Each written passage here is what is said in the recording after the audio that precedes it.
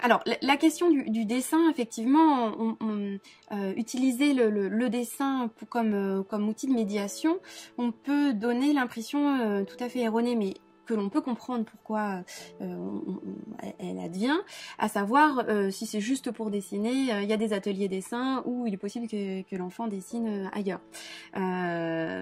Seulement, comme je disais, le dessin là est utilisé comme un outil.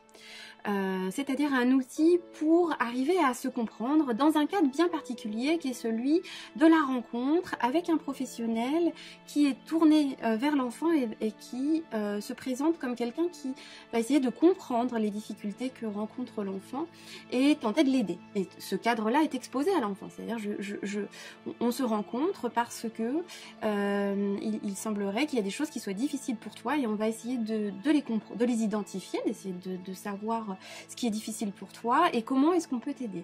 Et le dessin, là, va être utile à ce moment-là pour comprendre ce qu'il en est de ces difficultés. C'est pas un dessin en général, il ne s'agit pas de dessiner, c'est pas un cours de dessin, effectivement.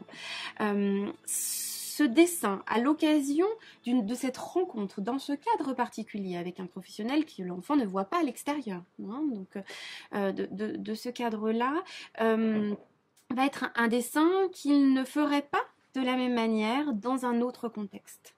D'accord ? Donc c'est le sens co-construit qu'il va y avoir à ce dessin. C'est faussement complexe, c'est-à-dire que c'est co-construit au sens où le dessin répond à la rencontre. L'enfant dessine en fonction de ce qu'il comprend, de ce qu'il lui est possible de dire dans ce cadre-là et de ce que l'on va essayer de comprendre pour lui. Alors moi, j'ai une grande chance, je pense. J'ai travaillé principalement avec des enfants au début de ma carrière. Et le travail avec les enfants oblige à avoir une technique psychanalytique qui est particulière. On ne peut pas mettre un enfant sur un divan, on ne peut pas lui demander d'associer librement. Donc il faut passer par une technique qui est médiatisée par le jeu. On demande à l'enfant de jouer et on joue avec lui. Ses façons de jouer, ses façons de ne pas jouer, les thèmes qu'il amène, les répétitions que l'on peut observer sont des éléments qui permettent de mieux comprendre son fonctionnement. Donc avec cette formation de psychanalyste d'enfant, ça m'a amené à avoir je pense, une position plus souple vis-à-vis du cadre analytique. Alors, il y a une autre chose qui, je pense, a contribué à mon identité d'analyste, c'est que, à force de travailler avec les enfants, je me suis intéressé à des formes de médiation qui sont un peu particulières. J'ai utilisé, après d'autres, le jeu vidéo comme médiation dans les psychothérapies d'enfants. Et ça, je pense que vraiment, ça a contribué à ma façon d'être analyste parce que j'ai dû me poser des questions.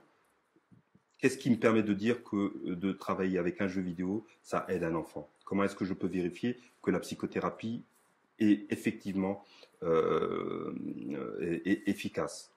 Et donc, j'ai dû construire, ou plutôt, je ne les ai pas inventés tout seul, hein, j'ai dû aller voir quels étaient les standards de qualité qui étaient utilisés dans le monde psychanalytique, parce que pour juger la psychanalyse, il faut la juger avec des éléments psychanalytiques, et puis aussi des éléments qui sont non psychanalytiques. Et une fois que j'ai appliqué ces cadres-là aux jeux vidéo, eh bien entendu, je me suis dit que si c'est applicable avec les médiations de jeux vidéo, ça devrait être applicable avec les psychothérapies d'enfants ou avec les psychanalyses adultes. La psychanalyse d'aujourd'hui n'a plus grand-chose à voir, à mon sens, hein, avec celle de Freud. Moi, ce que je fais, ce qui a un intérêt au quotidien avec les enfants, pour moi, c'est le jeu. Et le jeu, plus particulièrement le jeu vidéo. Et c'est là que la psychanalyse a pu apporter des éclairages qui, à mon sens, sont majeurs. C'est-à-dire que aujourd'hui, un psychiatre, il a ses référentiels théoriques, et pour comprendre le rapport au jeu des adolescents, aux jeux vidéo, ces référentiels théoriques vont lui apporter quoi? Que le jeu vidéo est un objet addictif. C'est ça qu'on dit. C'est le diagnostic hein, de troubles de l'usage du jeu vidéo, en tout cas. Je ne sais pas comment on le dit exactement, mais c'est ce diagnostic-là qui est revenu maintenant dans les classifications de l'OMS. Donc le psychiatre peut se baser là-dessus pour essayer de comprendre l'adolescent qui vient avec sa famille en consultation parce qu'il y a un problème autour de cette question-là. Moi, ça me choque. Je trouve que ça ne m'aide pas à comprendre l'ado. Et si l'ado sent que je pars sur un abord, c'est une addiction, de jouer à Counter-Strike ou de jouer à, je sais pas, League of Legends, un jeu qui compte beaucoup pour l'ado, et qu'il arrive face à un psychiatre qui lui dit « Bon, bah, comment on va faire pour éliminer cette addiction ?» L'ado, il va se refermer complètement.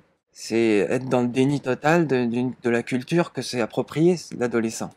Et comment est-ce qu'on veut accéder à son monde interne, comment est-ce qu'on veut l'accompagner, comment est-ce qu'on veut comprendre son symptôme, si on est dans le déni de ce qui est important pour lui.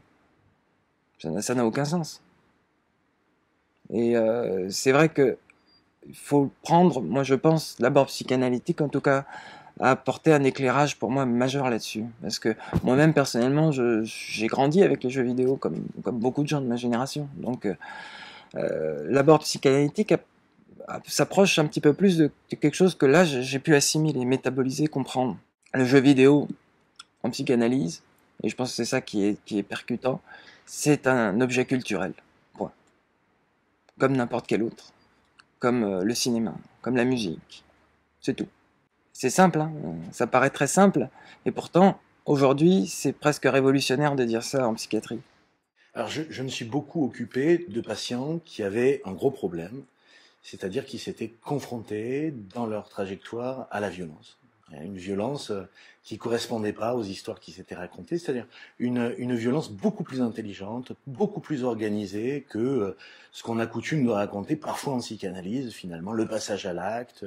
Il suffirait de penser, d'être cultivé pour être immunisé de la violence. Ce qui est quand même une sombre erreur que ne fait pas Freud à la fin de sa vie, puisqu'il nous explique que la violence est surtout pas incompatible avec le lien social, avec la culture, avec la pensée, et c'est ça qui est tragique. Donc j'ai eu ces genres de patients-là, et ces patients-là, j'ai pu leur proposer, grâce à un psychanalyste qui s'appelle Richard Elbrun, qui m'a transmis cet outil, la psychoboxe, c'est-à-dire un combat de boxe anglaise à frappe atténuée. C'est un combat théâtralisé, il s'agit évidemment pas de combat sportif, c'est un combat mis en scène, où la frappe n'existe plus, où la touche se substitue à la frappe, associée à des moments de verbalisation et d'association libre sur ce que le combat a réveillé. Donc c'est un combat mis en scène, théâtralisé, pour travailler la question de la violence et des intelligences du corps, parce que quand on libère le corps, on s'aperçoit d'une, que les concepts de psychanalyse sont tout à fait opérants, et de deux, qu'il n'y a pas d'explosion pyrotechnique et que les gens se mettent à parler, qu'ils vont plutôt mieux et qu'ils ont des choses à dire avec leur corps. Donc la psychoboxe, c'est une manière d'accueillir le corps, d'accueillir un corps théâtralisé, un corps relationnel, et aussi permettre à ces patients, grâce à leur corps, de pouvoir dire quelque chose de la violence qui les a bouleversés, qui leur pourrit la vie, qui portent ou qui font porter à d'autres, et commencer à se dégager de ça et dégager leur environnement de cette espèce de violence qu'ils vivent comme une malédiction. Les expériences qu'on va faire avec les patients sont des expériences cliniques qui vont nous amener à faire des avancées sur le plan clinique qui peuvent avoir des vertus thérapeutiques. C'est comme ça que, par exemple, pour ce qui me concerne, j'ai été très embarqué dans une aventure qui a pris une proportion énorme, alors que ça concerne très peu de patients, la technique des enveloppements humides, parce que intuitivement, je voyais des autistes qui s'automutilaient, s'arrachaient un œil, se fracassaient le crâne contre les portes, etc. Je me disais, mais comment est-ce que je peux les retenir? Alors, j'essayais de les retenir dans mes bras, mais je ne peux pas les retenir dans mes bras comme ça pendant 24 heures. Et puis, en relisant les vieux auteurs, etc., j'ai trouvé des choses intéressantes, des expériences qui correspondaient à l'intuition que j'avais qu'il fallait les entourer. Et donc, c'est comme ça qu'on a utilisé pour les enfants autistes qui s'automutilaient ces fameux enveloppements. Mais c'est le résultat d'une intuition clinique. C'est pas quelque chose qui peut être démontré avant qu'on en ait l'intuition. Qu'est-ce que c'est que ces gens qui disent il faut démontrer scientifiquement pour faire une pratique? C'est des gens qui ne savent pas de quoi ils parlent, ils ne sont pas engagés dans un processus transférentiel avec des patients dont ils sont responsables, au sens de Lévinas. Je suis responsable de celui avec lequel je m'engage dans le transfert. Et évidemment, c'est toujours facile de dire vous ne devriez faire que des choses qui ont été démontrées scientifiquement. Mais les choses qu'on va démontrer scientifiquement, c'est qu'on en a d'abord eu l'intuition clinique et qu'on va le mettre en expérience et qu'au bout d'un certain temps, alors, on va s'engager dans une démonstration clinique scientifique. Mais vous voyez bien le peu de sérieux de ces arguments contre la scientificité psychanalytique, c'est que les gens ne savent pas de quoi ils parlent. La psychothérapie institutionnelle, en particulier, a montré l'intérêt des psychanalystes pour s'occuper de la folie et des personnes qui sont désignées comme les fous.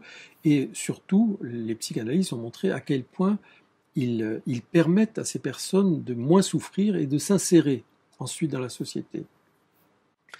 Mon expérience de l'institution psychiatrique, je vous disais que j'ai travaillé pendant 10 ans dans un hôpital psychiatrique, c'était à l'époque où il y avait encore ces effets de la psychothérapie institutionnelle, et je me souviens, maintenant que je vous en parle, d'un atelier que nous avons fait, un atelier vidéo.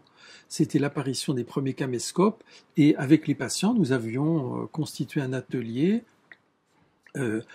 C'est eux qui décidaient de ce que nous allions filmer. On sortait dans les rues de Bordeaux, on ramenait le film, on faisait le montage, et on faisait, grâce à la vidéo, ce va-et-vient entre l'intérieur et l'extérieur. D'ailleurs, je me souviens qu'une patiente de cet atelier, je lui avais dit, mais ici, à l'hôpital psychiatrique, nous sommes en réalité à l'extérieur de la vie. La vie, elle est au-delà des murs de l'asile. Alors elle m'avait regardé, comme si c'était la première fois qu'elle pensait ça. Elle m'a dit, mais monsieur Keller, vous êtes fou. Vous voyez, d'avoir inversé la logique asilaire faisait que ça n'était plus elle la folle, mais moi.